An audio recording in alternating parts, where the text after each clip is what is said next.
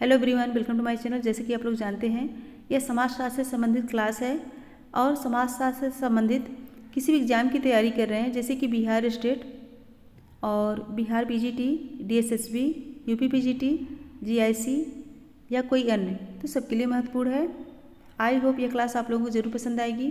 तो जो बच्चे इस चैनल पर नए हैं, प्लीज़ चैनल को सब्सक्राइब कर लीजिएगा और ज़्यादा से ज़्यादा संख्या में शेयर कीजिए और पसंद आए तो लाइक कीजिए। आई होप यह क्लास ज़रूर पसंद आएगी। तो चलिए देर न करते हुए आज का पहला क्वेश्चन देखते हैं। पहला क्वेश्चन है, निम्नलिखित को सुमेलित कीजिए। निम्नलिखित को सुमेलित कीजिए। सुमेलित करना है। सांस्कृतिक पश्चता। सांस्कृतिक पश्चता किसकी है? आगमन की है। और मिथ्या चेतना मार्क्स की है। और समानता एवं संपर्क का नियम फ्रेजर का है। वर्ग संघर्ष का संस्थाकरण डेरेनडॉर्फ का है। कौन सा ऑप्शन राइट होगा? राइट होगा ऑप्शन ए, 2 1 3 4।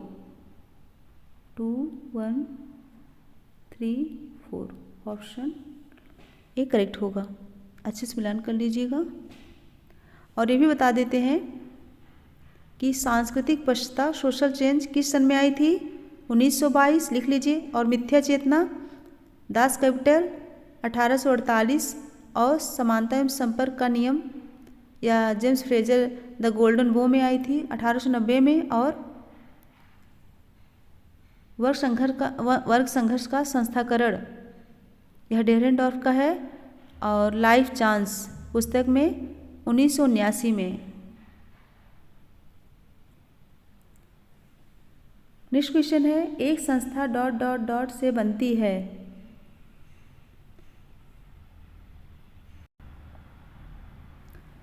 ऑप्शन है ए कर्ताओं एवं समूहों, बी नियमों एवं विधियों, सी मूल्यों एवं मानदंडों और डी ए सभी। 2 का राइट आंसर दीजिए। इसमें राइट होगा ऑप्शन बी नियमों एवं विधियों। समनर ने अपनी पुस्तक फोकवेज में बताया है कि जब लोकाचारों या रूढ़ियों को निश्चित नियमों एवं अस्पष्ट कार्य प्रणालियों में परिवर्तित कर दिया जाता है तो यह संस्था कहलाती है। ऑप्शन डी करेक्ट हो, ऑप्शन बी करेक्ट होगा। Option B. नेक्स्ट है, शीमेल का समूह का एकल, द्विक तथा त्रिक के रूप में वर्गीकरण निम्नलिखित में से किस पर आधारित है? शीमेल का समूह का एकल, द्विक तथा त्रिक के रूप में वर्गीकरण किस पर आधारित है? ऑप्शन है ए शारीरिक समीपता, बी सदस्यता की प्रकृति, सी सामाजिक संबंध और डी समूह का आकार। 3 का राइट आंसर दीजिए। कौन सा राइट होगा? इसमें राइट होगा ऑप्शन डी समूह का आकार। मैक्स वेबर के समकालीन जर्मन समाजशास्त्री जॉर्ज शीमेल का समूह की एकता एकल, द्विक तथा त्रिक के रूप में वर्गीकरण समूह के आकार पर आधारित है। और इनके अनुसार पति पत्नी के बीच तीसरा सदस्य बच्चा आ जाने से उनमें प्यार और समर्पण और बढ़ जाता है। नेक्स्ट क्वेश्चन है, सामाजिक जीवन निर्वाह के क्षेत्र को जो कुछ मात्रा तक सामाजिक सुसंगता एवं सामान्य द्वारा निर्दिष्ट होता है कहते हैं। ऑप्शन है ए सामाजिक समूह, बी समाज, सी समुदाय और डी समिति। राइट आंसर दीजिए। क्वेश्चन नंबर 4 कौन सा राइट होगा? तो इसमें राइट होगा ऑप्शन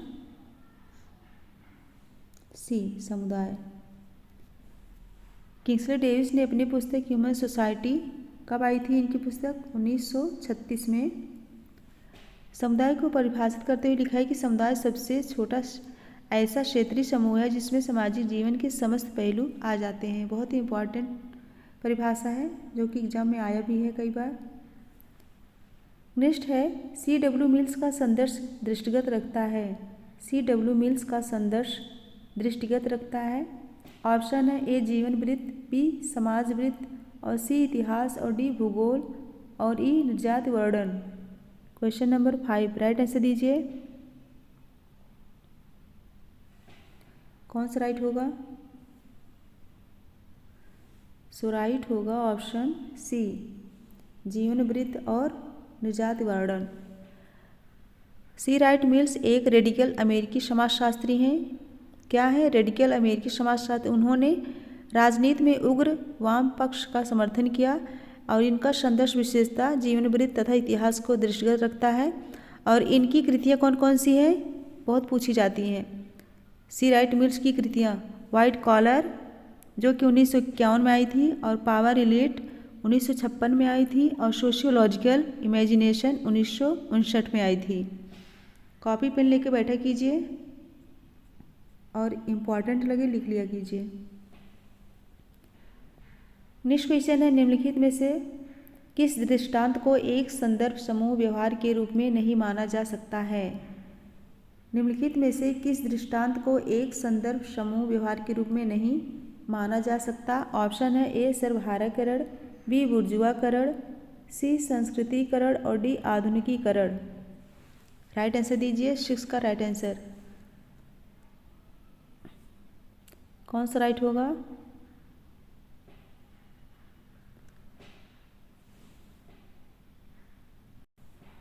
सो राइट होगा ऑप्शन डी, आधुनिकीकरण। संदर्भ समूह शब्द का सर्वप्रथम प्रयोग हर्बर्ट हाइमैन ने 1942 में किया, किंतु अवधारणा के रूप में इसे मर्टन ने अपनी पुस्तक social theory and social structure में प्रस्तुत किया, जिसके अनुसार संदर्भ समूह व्यक्ति के लिए वह समूह होता है जिसका वह सदस्य नहीं होता परंतु सदस्य बनने की आकांक्षा रखता है। ऑप्शन डी करेक्ट होगा। नेक्स्ट है, निम्नलिखित में से कौन अनौपचारिक समूहों का पुंज है? कौन अनौपचारिक समूहों का पुंज है? ऑप्शन है ए क्लिक, फैक्शन, कॉक्स, और बी है गैंग, यूनियन, डकैत, सी मलिन बस्ती, ग्राम, गैर सरकारी संगठन, और डी पड़ोस, साथी समूह, panchayat. Question number 7 right answer दीजिए, कौन सा राइट होगा? सो राइट होगा option A, clique, faction, caucus. अनौपचारिक समूह होता है जो किसी निश्चित लिखित नियमों से गठित न हो, अतः कॉकस यानी गिरोह, फैक्शन यानी टॉट या दल, तथा क्लिक अनौपचारिक समूहों का पुंज है। कॉक्स मतलब गिरोह होता है और फैक्शंस मतलब टॉट या दल। नेक्स्ट क्वेश्चन है, निम्नलिखित में से किसने यह तर्क दिया है कि विद्यालय बच्चों को सार्वभौमिक मानकों तथा वयस्क समाज की अर्जित परिस्थिति की ओर अग्रसर होने के लिए तैयार करते हैं? क्या पूछा गया है? विद्यालय बच्चों को सार्वभौमिक मानकों तथा वयस्क समाज की अर्जित परिस्थिति की ओर अग्रसर होने के लिए तैयार करते हैं। ऑप्शन है ए दुर्खीम, बी पार्सन्स, सी मर्टन और डी डेविस। राइट आंसर दीजिए, क्वेश्चन नंबर 8 कौन सा राइट होगा? इसमें राइट होगा ऑप्शन बी, पार्सन्स। अर्जित परिस्थिति यानी अचीव्ड स्टेटस सामाजिक व्यवस्था में वह पद जिससे व्यक्ति अपनी योग्यता एवं क्षमता के आधार पर हासिल करता है। और पार्सन्स ने प्रकार्यात्मक सिद्धांत की व्याख्या करते हुए बताया है कि विद्यालय बच्चों को सार्वभौमिक मानकों तथा वयस्क समाज की अर्जित परिस्थिति की ओर अग्रसर होने के लिए प्रेरित करता है। नेक्स्ट है, निम्नलिखित में से किसने धर्म को पवित्र और अपवित्र के मध्य भेद करने के रूप में परिभाषित किया है? किसने धर्म को पवित्र और अपवित्र के मध्य भेद के रूप में परिभाषित किया है? ऑप्शन है ए मालिनोव्स्की, बी लेवी स्ट्रॉस, सी रेडक्लिफ ब्राउन और डी दुर्खीम। 9 का राइट आंसर दीजिए, क्वेश्चन नंबर 9 कौन सा राइट होगा? Option D, Durkheim. दुर्खीम को पहला अकादमिक समाजशास्त्री माना जाता है और अपनी पुस्तक the elementary forms of religious life 1912 में आई थी। कब आई थी यह? 1912 में। The elementary forms of religious life 1912 में धर्म की व्याख्या करते हुए 2 अवधारणाओं पवित्र यानी कि सेक्रेड तथा अपवित्र प्रोफेन को रखा।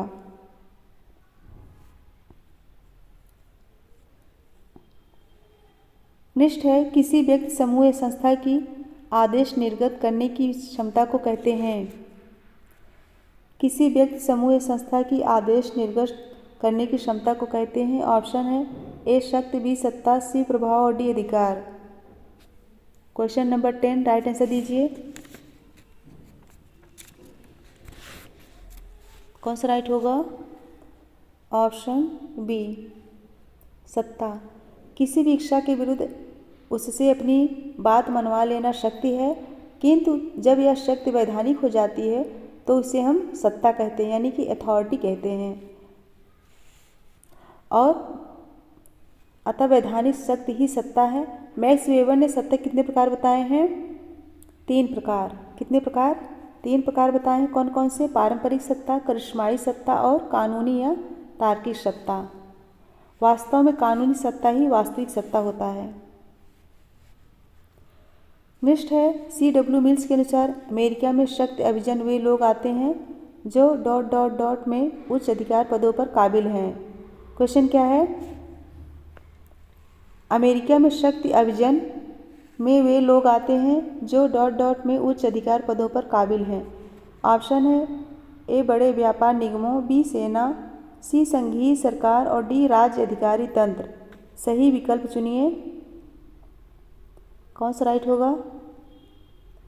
Question number 11 option B right होगा। बड़े व्यापार निगम, सेना और संघीय सरकार। डब्ल्यू मिल्स के अनुसार अमेरिका में शक्ति अभिजन पावर एलिट वे लोग हैं जो बड़े व्यापारिक निगमों, सेना तथा केंद्रीय सरकार में उच्च पदों पर आसीन व्यक्ति होते हैं। और मिल्स ने अपनी पुस्तक द पावर एलिट कब आई थी? 1956 में। अमेरिका की शक्ति संरचना को स्पष्ट किया है इसी पुस्तक में, द पावर एलिट में, जो कि 1956 में आई थी। फ्रेंड्स, अगर पसंद आया तो फटाफट लाइक कर दीजिए। एक बार सभी लोग लाइक कर दीजिए और शेयर कर दीजिए। जो बच्चे नए प्लीज़ सब्सक्राइब कर दीजिए, ज़्यादा संख्या में शेयर कीजिए। क्वेश्चन नंबर 12 निम्नलिखित में से किसने यह तर्क दिया है कि वर्गों को बाध्यतामूलक संयोजित समितियों के रूप में परिभाषित करना चाहिए? वर्गों को बाध्यतामूलक संयोजित समितियों के रूप में परिभाषित करना चाहिए। ऑप्शन है ए वेबर, बी मार्क्स, सी डेरेनडॉर्फ और सी डी और कॉलिंस। 12 राइट आंसर दीजिए। वर्गों को बाध्यतामूलक संयोजित समितियों के रूप में परिभाषित करना चाहिए, यह कथन किसका है? Option C, डेरेनडॉर्फ। रॉल्फ डेरेनडॉर्फ की मान्यता है कि वर्गों को बाध्यतामूलक संयोजित समितियों के रूप में परिभाषित करना चाहिए। और डेरेनडॉर्फ ने परस्पर विरोधी दो मॉडल्स कौन कौन से? मतैक्य मॉडल यानी कि कंसेंसस मॉडल तथा बाध्यतामूलक मॉडल कोअर्शन मॉडल का विस्तार से वर्णन किया। नेक्स्ट है डेरेनडॉर्फ के अनुसार उत्तर पूंजीवादी समाज निम्नलिखित में से किससे अभिलक्षित होता है? डेरेनडॉर्फ के अनुसार उत्तर पूंजीवादी समाज निम्नलिखित में से किससे अभिलक्षित होता है? ऑप्शन है ए पूंजी का अपघटन, बी श्रम का विभेदीकरण, सी हीरक समान वर्ग संरचना और डी संघर्षों का विनियमन एवं संस्थाकरण। सही उत्तर का चयन कीजिए, सही विकल्प चुनिए। क्वेश्चन नंबर 13 कौन सा राइट होगा? ऑप्शन ए पूंजी का अपघटन, श्रम का विभेदीकरण, हीरक समान वर्ग संरचना और संघर्षों का विनियमन एवं संस्थाकरण। ऑप्शन ए करेक्ट होगा।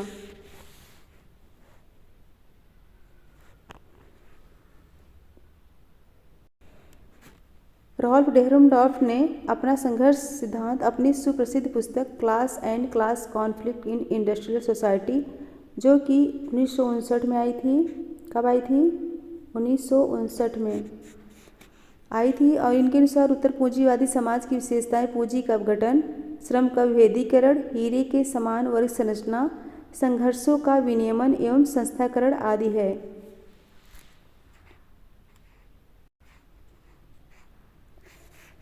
नेक्स्ट क्वेश्चन है आत्म के विकास के संदर्भ में मैं और मुझे की अवधारणा का उपयोग किसने किया? आत्म के विकास के संदर्भ में मैं और मुझे की अवधारणा का उपयोग किसने किया? ऑप्शन है ए फ्रायड, बी कूले, सी जॉनसन और डी मीड। राइट आंसर दीजिए। क्वेश्चन नंबर 14 ये तो सभी को मालूम होगा, तो इसमें राइट होगा option D Mead. Option D. Mead कहाँ के अमेरिकन दार्शनिक एवं समाजशास्त्री जॉर्ज हर्बर्ट मीड ने अपनी पुस्तक मस्तिष्क स्व और समाज माइंड सेल्फ एंड सोसाइटी में 1934 में व्यक्ति के स्व के विकास के संदर्भ में मैं और मुझे आई एंड मी का सिद्धांत प्रस्तुत किया। कब? 1934 में पुस्तक आई थी, mind self and society. Next question है, नीचे दो वक्तव्य दिए गए हैं, एक को कथन तथा दूसरे को कारण कहा गया है। कथन ये है, व्यक्तित्व प्रणाली सामाजिकरण के माध्यम से सामाजिक प्रणाली में एकत्रित हो जाती है। और कारण आर है, सामाजिकरण कर्ता की सहायता समाज में भूमिका निभाने के लिए करता है। नीचे दिए गए कोटों से सही उत्तर चुनिए। क्वेश्चन नंबर 15 राइट आंसर दीजिए। तो कौन सा राइट होगा? ऑप्शन सी, ए सही है परंतु आर गलत है। ऑप्शन सी करेक्ट होगा। ए कथन, ए सही है, आर जो है गलत है। नेक्स्ट क्वेश्चन है, मैक्स वेबर के अनुसार प्रस्थित समूह निम्नलिखित में से किससे अभिलक्षित होता है? मैक्स वेबर के अनुसार प्रस्थित समूह निम्नलिखित में से किससे अभिलक्षित होता है? ऑप्शन है, ए व्यवसाय, बी शैक्षिक पृष्ठभूमि, सी जीवन शैली और डी पारिवारिक पृष्ठभूमि। क्वेश्चन नंबर 16 राइट आंसर दीजिए। सो राइट होगा ऑप्शन सी जीवन शैली। ऑप्शन सी जीवन शैली। प्रस्थित समूह से वेबर का तात्पर्य ऐसे समूहों से है जिनमें सकारात्मक और नकारात्मक सम्मान सूचक मानदंडों और समान जीवन शैली के आधार पर विभेद किया जा सके, जैसे कि प्रजाति और जाति समूह। भारत की जातियों वेबर के अनुसार प्रस्थित समूह है। भारत की जातियाँ वेबर के अनुसार प्रस्थित समूह है। नेक्स्ट क्वेश्चन है, निम्नलिखित में से किसे सामाजिक परिवर्तन का प्रौद्योगिकी निर्धारणवादी माना जाता है? सामाजिक परिवर्तन का प्रौद्योगिकी निर्धारणवादी माना जाता है। ऑप्शन है, ए Durkheim, B Simmel, C Veblen और डी माल्थस। राइट आंसर दीजिए। 17 का राइट आंसर। तो option C Veblen. Thorstein Bunde Veblen पूरा नाम है, अमेरिकी समाजशास्त्री। इन्होंने अपनी पुस्तक the theory of leisure class यह कब आई थी? 1899 में। सामाजिक परिवर्तन के लिए प्रौद्योगिकी को प्रत्यक्ष रूप से उत्तरदायी माना, इसलिए उनके सिद्धांत को प्रौद्योगिकी निर्धारणवादी कहा जाता है। इम्पॉर्टेंट है। नेक्स्ट क्वेश्चन है, उस सैद्धांतिक परिप्रेक्ष्य को क्या कहते हैं जो इस बात पर बल देता है कि समाज कुछ ज्ञात अवस्थाओं से होकर एक अधिक बार अथवा बारंबार गुजरता है? फिर से सुनिए, उस सैद्धांतिक परिप्रेक्ष्य को क्या कहते हैं जो इस बात पर बल देता है कि समाज कुछ ज्ञात अवस्थाओं से होकर एक अधिक बार अथवा बारंबार गुजरता है? ऑप्शन है, ए पुनरावर्ती उद्विकास सिद्धांत, बी समरेखी उद्विकास सिद्धांत और सी चक्रीय उद्विकास सिद्धांत और डी प्रतिवर्ती उद्विकास सिद्धांत। राइट आंसर दीजिए। क्वेश्चन नंबर 18 कौन सा राइट होगा?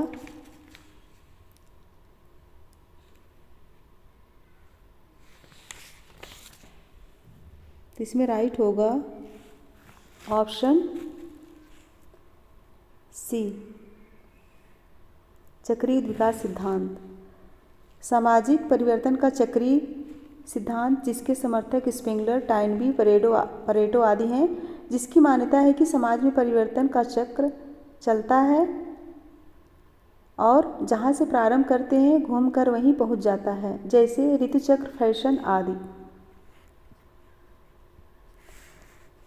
नेक्स्ट क्वेश्चन है, निम्नलिखित में से किसने समाज को स्वनिर्भर निर्धारित यानी कि सुई जेनेरिटियस रूप में वर्णित किया है? यहाँ होगा स्वनिर्भर निर्धारित यानी सुई जेनेरिटियस रूप में वर्णित किया। ऑप्शन है, ए रेडक्लिफ ब्राउन, बी मेलिनोव्स्की, सी दुर्खीम और डी आर बेनेडिक्ट। ये होगा स्वनिर्भर।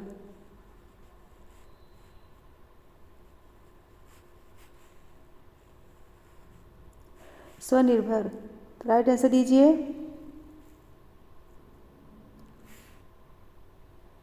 राइट होगा ऑप्शन सी दुर्खीम। दुर्खीम ने समाज को स्वनिर्भर निर्धारित सुई जेनेरियस के रूप में वर्णित किया। ऐसी वह जिसका अपने घटक तत्वों से परे भी अस्तित्व हो स्वमूलक कहलाती है। ऑप्शन सी करेक्ट होगा, स्वनिर्भर।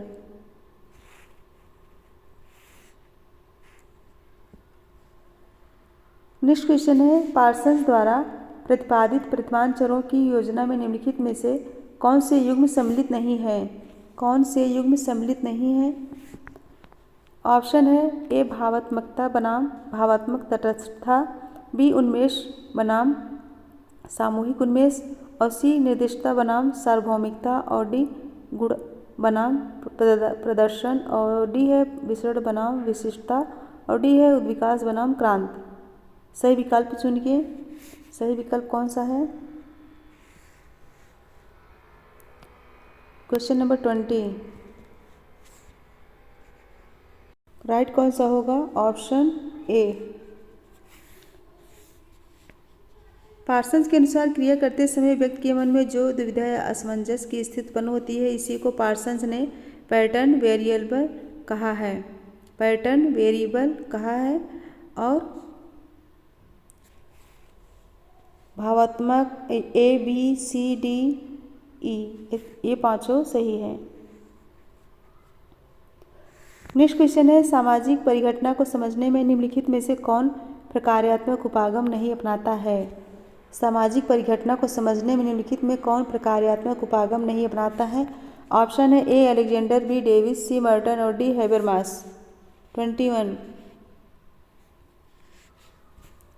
राइट आंसर दीजिए।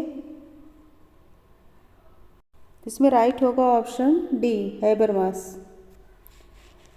हैबरमास जर्मनी के फ्रैंकफर्ट संप्रदाय के द्वितीय पीढ़ी के विद्वान हैं, जो समाजशास्त्र के क्षेत्र में अपने आलोचनात्मक सिद्धांत के लिए जाने जाते हैं। और हैबरमास सामाजिक परिघटना को समझने के लिए प्रकार्यात्मक उपागम का सहारा नहीं लेते हैं। और इनकी प्रसिद्ध पुस्तक कौन सी है? तार्किक समाज की ओर, जो कि 1970 में आई थी। तार्किक समाज की ओर 1970 में आई थी। नेक्स्ट क्वेश्चन है, यह धारणा निम्नलिखित में से किसकी थी कि प्राधिकार संबंध सामाजिक संघर्ष के मुख्य कारण हैं? महत्वपूर्ण है, प्राधिकार संबंध सामाजिक संघर्ष के मुख्य कारण है। ऑप्शन है A Weber, B Marx, C Collins, और डी डेरेनडॉर्फ। राइट आंसर दीजिए। क्वेश्चन नंबर 22 कौन सा राइट होगा? Option D Dahrendorf. यह कथन जो है डेरेनडॉर्फ का है। नेक्स्ट क्वेश्चन है, जादू धर्म तथा विज्ञान में सर्वमान्य क्या है? जादू धर्म तथा विज्ञान में सर्वमान्य क्या है? ऑप्शन है ए अवलोकन तथा प्रयोग, बी मानव तथा समान प्रभाव, और सी है अज्ञात की ओर उन्मुख होना, और डी अलौकिक की ओर उन्मुख होना। राइट आंसर दीजिए।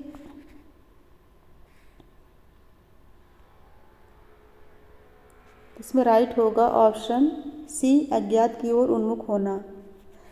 जादू में अलौकिक शक्तियों को अपने वश में करने का प्रयास किया जाता है, जबकि धर्म में अलौकिक शक्तियों की अधीनता स्वीकार की जाती है, अर्थात व्यक्ति उनके आगे नतमस्तक हो जाता है। वही विज्ञान में नवीन ज्ञान को खोजने का प्रयास किया जाता है, अतः तीनों में ही अज्ञात की ओर उन्मुख होना कॉमन है। नेक्स्ट क्वेश्चन है, भारतीय समाज के अध्ययन के द्वंद्वात्मक उपागम का प्रस्तावक निम्नलिखित में से कौन है? क्या है? भारतीय समाज के अध्ययन के द्वंद्वात्मक उपागम का प्रस्तावक निम्नलिखित में से कौन है? ऑप्शन है A Srinivas, B D P. Mukherjee, C Andre Beteille, और D Y V. Damle. 24 right answer दीजिए। इसमें राइट होगा option B D P. Mukherjee. D P. Mukherjee का पूरा नाम क्या है? धुर्जटी प्रसाद मुखर्जी। धुर्जटी प्रसाद मुखर्जी डी.पी. मुखर्जी को मार्क्सवादी यानी कि मार्क्सोलॉजिस्ट भी कहा जाता है। इन्होंने भारतीय इतिहास का द्वंद्वात्मक प्रक्रिया द्वारा विश्लेषण किया, और इनके अनुसार परंपरा तथा आधुनिकता, उपनिवेशवाद तथा राष्ट्रवाद, व्यक्तिवाद और समूहवाद में द्वंद्वात्मक संबंध है। नेक्स्ट क्वेश्चन है, शोध के निम्नलिखित में से किस प्रकार का लक्ष्य किसी सामाजिक स्थिति, सामाजिक घटना, सामाजिक प्रणाली, सामाजिक संरचना, इतिहास का वर्णन है। शोध के निम्नलिखित में से किस प्रकार का लक्ष्य किसी सामाजिक स्थिति, सामाजिक घटना, सामाजिक प्रणाली, सामाजिक संरचना, इतिहास का वर्णन है। ऑप्शन है ए मौलिक शोध, बी विवरणात्मक शोध, सी आनुभविक शोध और डी व्याख्यात्मक शोध। 25 राइट आंसर दीजिए। कौन सा राइट होगा? इसमें राइट होगा ऑप्शन बी विवरणात्मक शोध। फ्रेंड्स 25 क्वेश्चन कंप्लीट हुए और जो बच्चे लाइक नहीं किए हैं लाइक कर दीजिए और ज़्यादा से ज़्यादा संख्या में शेयर कर दीजिए। वर्णनात्मक शोध का मौलिक उद्देश्य समस्या से संबंधित वास्तविक तथ्यों के आधार पर विवरणात्मक वर्णन प्रस्तुत करना है। इसकी मौलिक विशेषता पूर्ण अथवा यथार्थ सूचनाएं प्राप्त करना है। इस प्रकार का अध्ययन किसी समुदाय या समूह के संपूर्ण जीवन से संबंधित होता है। फ्रेंड्स इसके लास्ट में एक क्वेश्चन है, उसका आंसर जरूर दीजिएगा डेली की तरह आज भी। क्वेश्चन अच्छे से पढ़ के तभी आंसर दीजिएगा। तो मेरे साथ बने रहने के लिए धन्यवाद, बहुत बहुत धन्यवाद। Thank you so much everyone. Answer जरूर दीजिए। Good bye and good night और अपना ख्याल रखिए।